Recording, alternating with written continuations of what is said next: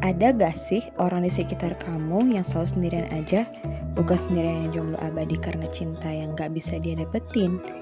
Tapi kalau dia kita ajak ngobrol, selalu berusaha menghindar. Kalau di tempat kerumunan, selalu cari tempat paling pojok dan berusaha sendirian. Atau enggak, dia ikut berkumpul, cuman mendengarkan, alih-alih ikut dalam pembicaraan. Atau itu malah yang kamu alami? Hai, saya Fadil Mardai Aisyaro. Saya ingin kita akan membahas tentang social anxiety atau dikenal sebagai kecemasan sosial. Untuk yang mengalami ini, saya ingin mengatakan kalau saya bersimpati dengan kalian. Yang kalian rasakan pasti gak enak. Tapi kalian gak akan selamanya merasakan ini kok. Nah, jadi kecemasan sosial itu adalah bentuk fobia sosial yang lebih ringan, yang merupakan ketakutan yang terus-menerus dan irasional terhadap kehadiran orang lain. Individu berusaha menghindari suatu situasi khusus di mana ia mungkin dikritik dan menunjukkan tanda-tanda kecemasan atau bertingkah laku dengan cara yang memalukan. Kalian pernah nggak merasakan saat akan public speaking, rasanya deg-degan, keringat dingin? Nah, perlu diketahui juga kecemasan sosial itu sudah menjadi gangguan psikologis. Yang artinya untuk tahu punya kecemasan sosial atau tidak, tetap butuh diagnosis terlebih dahulu dari psikologis. Oleh karena itu, ada area yang kalian bisa menanganinya sendiri atau dari psikologisnya langsung. Kalau yang dirasa adalah rasa takut yang berlebihan, yang amat sangat, itu kamu harus menangannya ke psikolog. Tapi kalau hanya seperti gemetar saat public speaking, itu bisa kamu tangani sendiri kok. Terus apa sih penyebab dari kecemasan sosial ini? Nah, yang pertama, seseorang dapat mewarisi kerentanan biologis menyeluruh atau mengembangkan kecemasan atau kecenderungan biologis untuk menjadi sangat terhambat secara sosial. Eksistensi kerentanan psikologis menyeluruh seperti tercermin pada perasaan atas berbagai peristiwa, khususnya peristiwa yang sangat menimbulkan stres, mungkin tidak dapat dikontrol dan dengan demikian akan mempertinggi kerentanan individu. Lalu yang kedua, ketika dalam keadaan stres, seseorang mungkin mengalami serangan panik yang tak terduga pada sebuah situasi sosial, yang selanjutnya akan dikaitkan dengan stimulus-stimulus sosial. Nah, lalu individu kemudian akan menjadi sangat cemas tentang kemungkinan untuk mengalami alarm ketika berada dalam situasi sosial yang sama atau mirip. Lalu yang ketiga, seseorang mungkin mengalami sebuah trauma sosial real yang menimbulkan alarm aktual. Kecemasan lalu berkembang di dalam situasi sosial yang sama atau mirip.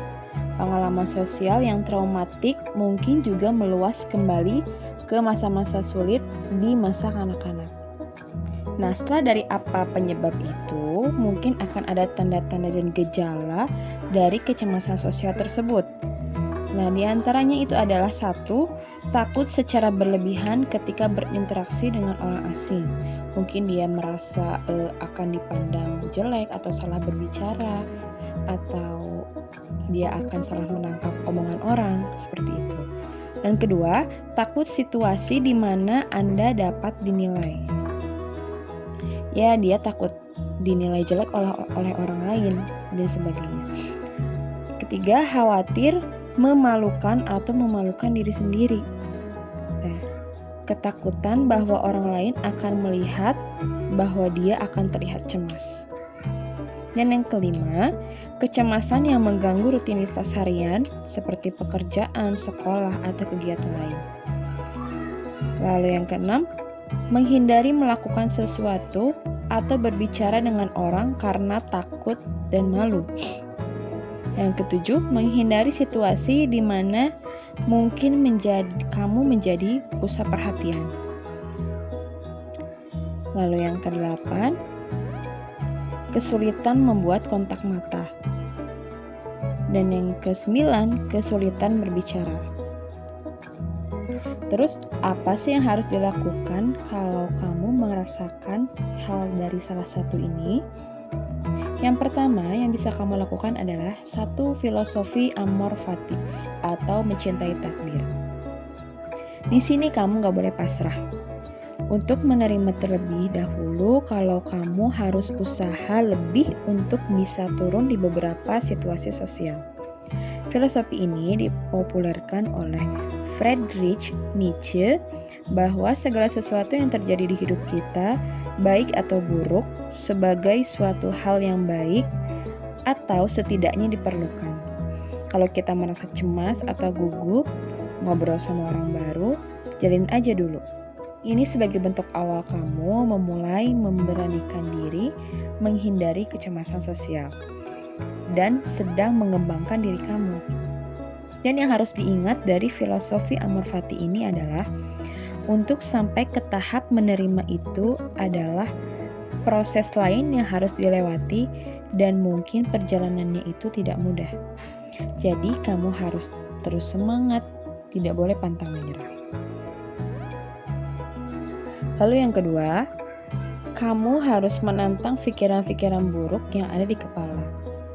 Nah, pikiran yang ada di kepala ini yang merasa cemas, itu coba ditahan deh. Jadi, kamu harus menantang pikiran itu dengan cara yang lebih konkret. Misalnya, kalau orang lain merasa lagi gugup, aku harus gimana ya? Terus gimana sih orang bisa tahu kalau aku lagi gugup? Coba deh dipikir dulu. Orang tahu dari mana sih kalau kita gugup?